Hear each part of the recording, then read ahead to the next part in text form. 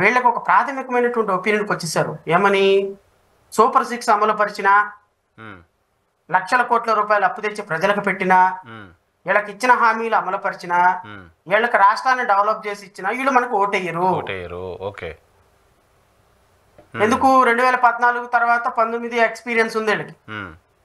మళ్ళీ 2024లో జగన్మోహన్ రెడ్డి ఎక్స్పీరియన్స్ కూడా వీళ్ళకి ఉపయోగపడుతుంది.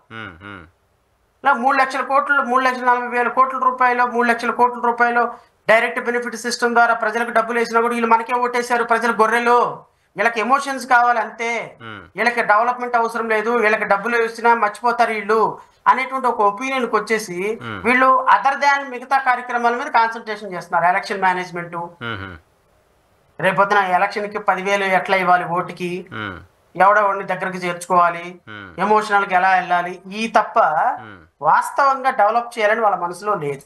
Okay okay okay. సో అవన్నీ డెవలప్మెంట్ అన్ని ఏం చేస్తారు అంటే అలా అలా అలా స్టార్ట్ చేసి ట్రాక్ చేస్తారు. Okay okay. ఇంటెన్షనల్ గా డెవలప్మెంట్ జరుగుతుంది అన్న ఇంప్రెషన్ ఇస్తారు. దాంట్లో తెలుగుదేశం అండ్ మీడియా చాలా తిట్ట. వాళ్ళని అసలు కొట్టిన పిండి. అవును అవును అవును. మా వాళ్ళు ఎంత చక్కగా అంటే ప్రజలకు సంబంధించిన ఒక్క అంశం మాట్లాడు. ఏబిఎన్ టీవీ5 ప్రజలకు సంబంధించిన ఒక్క అంశం మాట్లాడరు. మొన్నటి వరకేమో ప్రజల ఎజెండా, ఇప్పుడేమో ప్రభుత్వ agenda, party agenda, purely Telugu Desam party agenda. నేనేమంటానంటే సాక్షి లాగా మీరు కూడా లోగో పెట్టేసుకోండి చంద్రబాబు నాయుడు గారు. గొడవే లేదు, ఇంకా అసలు గొడవే లేదు. అసలు మీరు మాట్లాడు. సాయంత్రానికి ప్రభుత్వాన్ని మోసే కార్యక్రమాలు దిగ్విజయంగా చేస్తున్నప్పుడు ప్రజల తరపున ప్రజల గొంతుకుగా మాట్లాడే హక్కు మీకు లేదంటున్నాను. ఈ రాష్ట్రంలో ఇన్ని వేల ఇన్సిడెంట్లు జరుగుతుంటే సూపర్ 6 అమలు గురించి ఎందుకు మాట్లాడరండి? ఏబిఎన్ టీవీ5 100 రోజుల్లో జగన్ మాట్లాడరు. ఒక చిన్న కార్యక్రమం జరిగితే శ్రీకాకుళంలో ఎక్కడో ఒక చిన్న వ్యక్తికి చిన్నగా పాము కాటేసింది, కలెక్టర్ రాలేదు, పాము కాటేసింది ఎస్పీ రాలేదని సాయంత్రానికి మా చేత డిబేట్లు పెట్టించి పెద్ద 2-3 గంటలు ఆర్గనైజ్ చేసేవాళ్ళే ప్రజల ఎజెండాతో పనిచేసినంత వరకు మిమ్మల్ని నేను మీడియా అంటాను. మీరు ప్రజల ఎజెండాతో పనిచేయకుండా ఈ రోజు ప్రభుత్వ ఎజెండాతో పనిచేస్తున్నప్పుడు నేను మాఫియా అనాల్సి వస్తుంది మిమ్మల్ని. Party agenda. ఎందుకు అంటే ఈ సంవత్సరంలో కనీసం ప్రజలకు సంబంధించిన ఒక్క ఎజెండా, ప్రజలకు సంబంధించినటువంటి ఒక్క సమస్య, ప్రజలకు సంబంధించి మొన్న అంతమంది చనిపోయినారు, డిబేట్లు ఎందుకు పెట్టలేదండి మీరు? ప్రజలు కాదా చచ్చిపోయింది? సింహాచలంలో చచ్చిపోయింది ప్రజలు కాదా? అక్కడ అధికారుల మీద యాక్షన్ తీసుకోమని అన్నారా? కాంట్రాక్టర్ కట్టండ్రా బాబు అంటే కట్టు అని భయపెట్టి ఏమంటానంటే ఈ ప్రజల యొక్క డెవలప్మెంట్ యాక్టివిటీస్ అన్నిటినీ కూడా ట్రాక్ చేస్తూ అన్ని మిడ్లోకి తీసుకొచ్చి వదిలేస్తారు. సో మీరు మళ్ళీ మాకు అధికారం ఇస్తే ఇవన్నీ డెవలప్మెంట్స్ స్టార్ట్ అవుతాయి. లేదంటే మళ్ళీ జగన్ వచ్చేసారంటే మొత్తం ఆపేస్తారు. ఇది పొలిటికల్ గా ఒక గేమ్. సో ఈ గేమ్ లో ఖచ్చితంగా వాళ్ళు సక్సెస్ అవుతారని నేనైతే అనుకుంటున్నా. బట్ ఏది ఏమైనా నేను అనుకోవటం, ఎన్ని కుప్పిగంతులు వేసినా, ఎన్ని నక్కజిత్తులు మాట్లాడినా, ఎన్ని రాజకీయ చతురత ప్రదర్శించిన 2029లో తెలుగుదేశం పార్టీ భూస్థాపితం, along with Pawan Kalyan, along with Janasena and Bharatiya Janata party. మీరు రాసి పెట్టుకోండి. ఈ రాష్ట్రంలో ఆ 3 పార్టీలు అనేవి చరిత్రగానే మిగిలిపోతాయి. ఇక అధికారంలోకి వచ్చే ప్రసక్తి ఉండదు. ఎందుకు ఉండరు అంటే 2029 తర్వాత చంద్రబాబు నాయుడు గారు ఖచ్చితంగా ఆయన ఇంటికే పరిమితం అవుతారు. రాజకీయంగా యాక్టివ్గా ఉండరు. బహుశా ఆయనకి 80 సంవత్సరాల పైన వచ్చుతాయి. దాన్ని పార్టీని మోసే బాధ్యత నారా లోకేష్ గారి మీద పడుతుంది. పార్టీని మోసే బాధ్యత 2029 ఎలక్షన్ ఆయన మీదే పడుతుంది. సో నారా లోకేష్ గారు ఏ విధంగా పార్టీని నడిపిస్తారు ఏంటనేది నాకంటే తెలుగుదేశం కార్యకర్తలకు ఎక్కువ తెలుసు. నాకు ఎవరో ఫ్రెండ్ చెప్పారు తెలుగుదేశం పార్టీలో ఈ మహానాడు తర్వాత ఆయన పార్టీ వర్కింగ్ ప్రెసిడెంట్ గాను ఎగ్జిక్యూటివ్ ప్రెసిడెంట్ సంథింగ్ ఏదో అనౌన్స్ చేస్తారంట తెలుగుదేశం పార్టీకి. ముఖ్యమంత్రిని చేసుకోమనండి, మాకు మంచిదే కదా, రాష్ట్ర ప్రజలకు మంచిదే కదా. ఇంకో 4 సంవత్సరాల తర్వాత ఏమవుతుంది నేను చెప్తున్నాను కదా.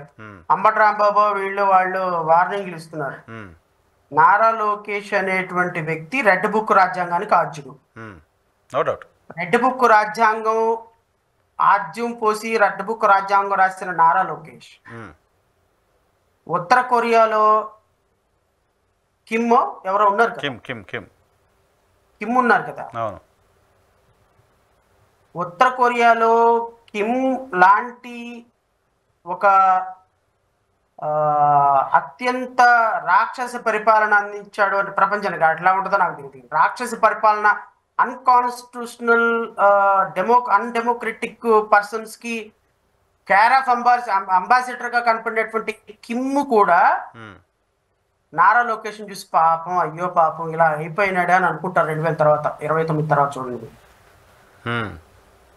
ఎందుకు అంటే ఒక వ్యక్తి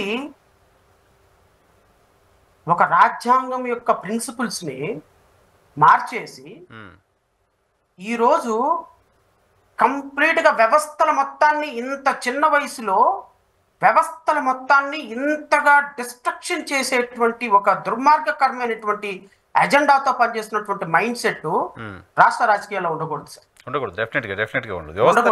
రాష్ట్ర రాజకీయాల్లో ఉండకూడదు. నేను చంద్రబాబు నాయుడు గారిని 100% యాక్సెప్ట్ చేస్తా. నారా లోకేష్ అనేటువంటి వ్యక్తి ఈ రాష్ట్ర రాజకీయాలకి ఒక చీడ పురుగు లాంటిది. ఇదే స్థాయిలో పోటీ పడేటువంటి వ్యక్తి పవన్ కళ్యాణ్ కూడా. వీళ్ళ ఇద్దరు, ఒక వ్యక్తి ఏమో వ్యవస్థను డిస్ట్రక్ట్ చేస్తుంటే ఇంకో వ్యక్తి ఏమో సొసైటీని డిస్ట్రక్ట్ చేస్తున్నాడు. పవన్ కళ్యాణ్ అనేటువంటి వ్యక్తి సొసైటీని డిస్ట్రక్ట్ చేస్తున్నాడు. సొసైటీలో కమ్యూనల్ వైలెన్స్ ని పెంచుతున్నారు. సొసైటీని 2గా 3గా విభజించి సొసైటీని ఒక అన్ప్రెసిడెంటల్ ఇష్యూస్ ని సొసైటీలోకి తీసుకుని వెళ్ళిపోయి ఇప్పటి వరకు భారతదేశం యొక్క సెక్యులరిజాన్ని ఎవరు కూడా దాన్ని, సెక్యులరిజం అనేది భారతదేశం యొక్క రక్షణ కవచంగా ఉంది. అవును, భారతదేశం ఆత్మ. పాకిస్తాన్ కి సంబంధించినటువంటి ఒక రైటర్ రాసిన బుక్ నేను చదువుతున్నప్పుడు ఈ మధ్యకాలంలో, ఆయన 5 ప్రెసిడెంట్స్ కి చీఫ్ అడ్వైజర్ గా పనిచేశారు. ఆయన ఏం రాస్తాడో తెలుసా? భారతదేశంలో ఉన్న కుక్క కూడా పాకిస్తాన్ లో మనిషి కంటే స్వేచ్ఛగా బతుకుతుంది అంటారు. Because of that secular democracy కదా, మన కాన్స్టిట్యూషన్ అంత స్వేచ్ఛ, సెక్యులర్ భావజాలంతో కుక్క కూడా బతుకుతుంది అని అంటారు. ఒక్కసారి పాకిస్తాన్ లో ఒక లేడీ బయటకు వచ్చింది అంటే ఈవెన్ ఎయిర్పోర్ట్ లో కాదు, ఎక్కడ కూడా టాయిలెట్కి వెళ్ళలేదు, మళ్ళీ ఇంటికి వెళ్ళాల్సిందే, వాష్రూమ్ కి వెళ్ళాలి అంటే. This is the situation there. ఇంత దుర్మార్గ పరిస్థితుల్లో పాకిస్తాన్ బ్రతుకుతుంది అని. అలాంటి పరిస్థితికి కారణం ఏంటంటే ఆ దేశంలో మతాన్ని రెచ్చగొట్టడం, భారత జాతి మీద, భారతీయుల మీద విషాన్ని చిమ్మటం, డెవలప్మెంట్ మీద, శానిటేషన్ మీద, పిల్లల చదువుల మీద, హెల్త్ మీద కాన్సన్ట్రేషన్ చేయకుండా ఇవన్నిటిని మర్చిపోయేటట్టు చేసి పాకిస్తాన్ ప్రజలకు భారతదేశం మీద విషాన్ని చిమ్ముతూ ఉంటారు. ఈ రాష్ట్రంలో పవన్ కళ్యాణ్ గారు కూడా, ఆయన ఉప ముఖ్యమంత్రిగా ఈ రాష్ట్రంలో సనాతన ధర్మం అని ముస్లిమ్స్ ని, క్రిస్టియన్స్ ని విభజించి ఈ రాష్ట్రంలో సెక్యులర్ భావజాలానికి తూట్లు పొడుస్తున్న విధానం ఉంది చూశారు. Most unfortunate. అండ్ భవిష్యత్తులో ఇది ఒక దుర్మార్గకరమైనటువంటి పరిస్థితులకు నాంది పలుకుతోంది. ఇది ఇప్పుడు అర్థం కాదు. నారా లోకేష్ చేసినటువంటి డిస్ట్రక్షన్, వ్యవస్థలు ఎలా డిస్ట్రక్షన్ అవుతున్నాయో నేను మీకు ఒక మాట చెప్తా. ఇది కూడా నేను చెప్పి తీరాలి మీతో. డిఎస్సి మీద మేము, డిఎస్సిలో అవకతవకల మీద, డిఎస్సిలో కొన్ని లక్షల మంది పిల్లలు అన్యాయం అయిపోతున్న విధానాల మీద నేను ఎక్స్పెషల్లీ ఒక 10 కేసులు వేసుకుంటా. అవును, వేసారు కేసులు మీరు. ఒక్క కేసు కూడా నెంబర్ కానివ్వలేదు, ఒక్క కేసు బెంచ్ మీదకి రాలేదు వెకేషన్ వరకు. నారా లోకేష్ గారు చెప్పింది నాకు గుర్తుంది. ఈ అకాడమిక్ ఇయర్ నుంచే కొత్త టీచర్లు, కొత్త డిఎస్సి సంబంధించి ఒక్క కేసు బెంచ్ మీదకి రాలేదు, ఒక్క కేసు హీరింగ్ కి రాలా.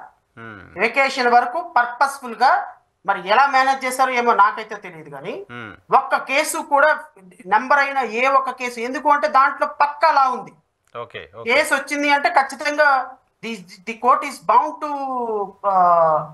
Pass order, because already covered orders ఇవన్నీ. ట్రైబల్ వెల్ఫేర్ లో ఉన్న 3000 పోస్టులు తీసుకెళ్లి జనరల్ డిఎస్సీలో కలిపారు. కలపడానికి లేదు, ఐటీడీఏ వాళ్ళు మాత్రమే చేయాలి. ఆల్రెడీ ఇంతకు ముందు ఇదే కోర్టు చెప్పింది, డైరెక్షన్ ఇచ్చింది అట్లా కలపొద్దు అని. అలాంటి కేసెస్ ఆఫ్ చేశారు. ఆఫ్ చేసి నారా లోకేష్ ప్రౌడ్ గా చెప్తున్నాడు, వీళ్ళు లీగల్ గా ఎన్ని కేసులు వేసి మమ్మల్ని ఆపడానికి ప్రయత్నం చేశారో వాటన్నిటిని మేము సమర్థవంతంగా తిప్పికొట్టాము, సుప్రీంకోర్టు దాకా కూడా వెళ్ళారు. డిఎస్సీ ఆపటానికి మాకేం అవసరం అండి ఆపటానికి. అరే చట్టం ముందు మీరు వేసినటువంటి నోటిఫికేషన్ చట్టం ప్రకారం లేదని మేము వెళ్ళాము, మా వాదన విని కోర్టులో మీ వాదన పసలేదా మేము ఇవ్వమని చెప్పించాలి. అంతేగాని ఫెయిర్ గేమ్ ఆడాలి, కానీ బ్యాక్ డోర్ గేమ్స్ ఏంటంటే. అండ్ మోస్ట్ అన్ఫార్చునేట్ ఏంటి అంటే judiciary also cooperated with the government. Okay okay okay number చేయకుండా, హీరింగ్ వినకుండా, విన్నా కూడా ఏ విధమైనటువంటి ఆర్డర్లు పాస్ చేయకుండా court also, high court also is sailing with the government. నష్టపోతుంది ఆ వర్గాలకు సంబంధించిన ప్రజలు కదా, యువకులు కదా, నిరుద్యోగులు కదా. అంటే గవర్నమెంట్ క్లైమ్ ప్రౌడ్లీ, ఎస్ మేము డిఎస్సి కేసులను సమర్థవంతంగా ఏ కేసును బెంచ్ మీదకి రాకుండా చేయగలిగామని. Whose fault is this? ఎవరేమనుకుంటారంటే కుర్రాళ్ళు ఈ వ్యవస్థ, ఈ దేశంలో న్యాయ వ్యవస్థ కూడా ఈ విధంగా ప్రభుత్వానికి సపోర్ట్ చేసిందనే ఇంప్రెషన్ వచ్చేసింది అనుకోండి, అల్టిమేట్ గా democracy will lose their hope. కాస్త హోప్ ఉంది న్యాయ వ్యవస్థ పైన కదా. People will lose hope on the system. మాలాంటి వాళ్ళకి ఎటు పోయింది, కనీసం ప్రజల ద్వారా ఉండాలి కదా.